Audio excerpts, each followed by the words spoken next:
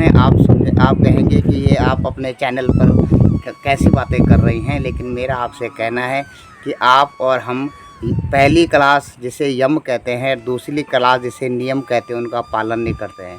तो आप कहते हैं सर हम तो नियम पालन सुबह समय से उठते हैं, थोड़ा सा पूजा पाठ भी करते हैं, चाहे जैसे भी करते हैं, तो फिर हमारे यम नियम का पालन क्यों नहीं होता है? 5 यम और 5 नियमों का भी आप पालन करेंगे तो आपको पहली सीढ़ी आपकी पार होगी, जो आपको ले जाएगी आपके मन को रोकने की तरफ। आप देखो सत्य का आप कितना पालन करते हैं ये आपको बताने की ज़रूरत नहीं है। इस कलयुग में जहाँ पर कि कदम कदम पर षड्यंत्र का ये युग है। कहते हैं कि सतयुग में मंत्र काम करते थे, फिर उसके बाद तंत्र काम करता था, और उसके बाद आया यंत्र का समय, और आजकल जो है यंत्र को छोड़कर भी षड्यंत्र का समय है। यत्र तत्र आपके विरुद्ध षड्यंत्र हो रहे हैं। तो आप सत्य पर कितनी देर अड़े रहते हैं ये आप भी जानते हैं और हम भी जानते हैं। हमने भी बहुत असत्य अपने जीवन में, जब तक हमको सत्य की महिमा का पता नहीं था, कई असत्यों से हम भी गुजरे हैं। यूँ कहें कि पूरा दिन ही असत्य में गुजर जाता था, लेकिन सत्य पहला यम है, सत्य। दूसरा है अहिंसा। तीसरा होता है असत्य, किसी की चोरी न करना, जो जिस पे आपका अधिकार नहीं है उसको आप हड़प न करें, असत्य।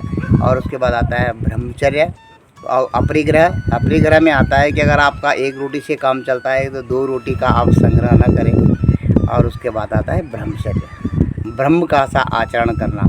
ये अगर आपने यम आपने शुरू कर दिए हैं तो धीरे धीरे आपके आचरण में, आपके जिस सर्कमस्टांस में आप रहते हैं, जिस सर्किल में आप रहते हैं, लोग आपकी इज्जत करने लग जाते हैं, लोग आपका सम्मान करने लग जाते हैं, आपका मन आपके बस में आने लगता है, इत्र तत्र नहीं भागता है मन, और आप ईश्वर प्रणिधान जब हो जाते हैं, ईश्वर में ही सब कुछ आप देखने लग जाते हैं, तो धीरे धीरे आपका मन उस परम ईश्वर सद्चित और आनंद में लगने लगता है।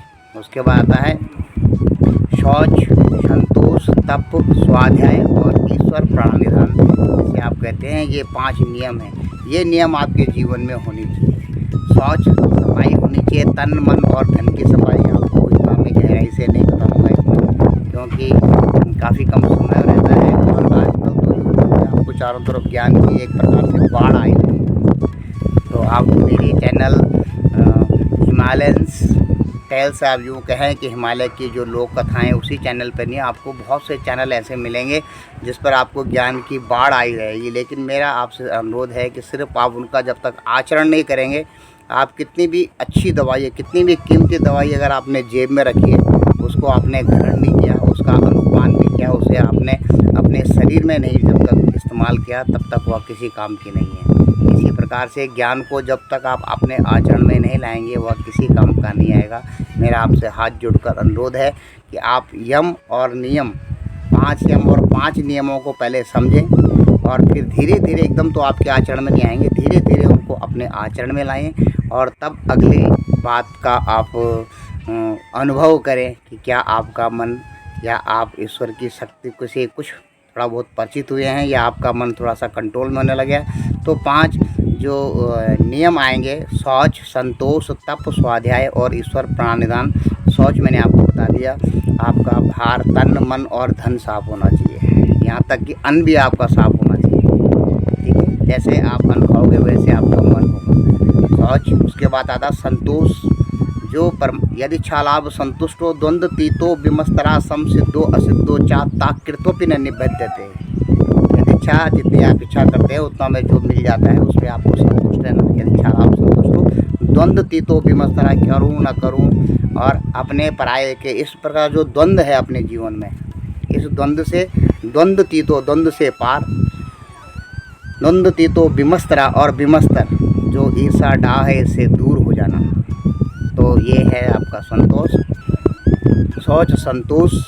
उसके बाद आता है तप। तप का मतलब है जो काम आपकी ड्यूटी है, जो आपका अधिकार है, जो काम आपको करना चाहिए धर्म के अनुसार।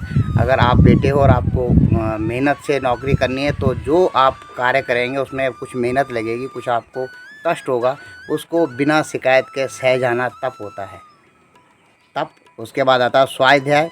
स्वाध्याय का मतलब ग्रंथों का, अच्छे ग्रंथों का अध्ययन करना, मतलब खुद का अध्ययन करना। स्वा मतलब खुद, आप सद्चित आनंद हैं, तो सद्चित आनंद का आप अध्ययन करना, आप उसका अध्ययन करें, वो शास्त्रों के माध्यम से होता है।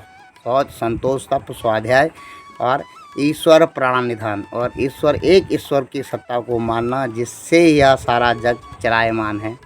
तो धीरे धीरे आप यम और नियमों को, मुझे आशा है आप समझेंगे कि 5 यम कौन से हैं और 5 नियम कौन से हैं।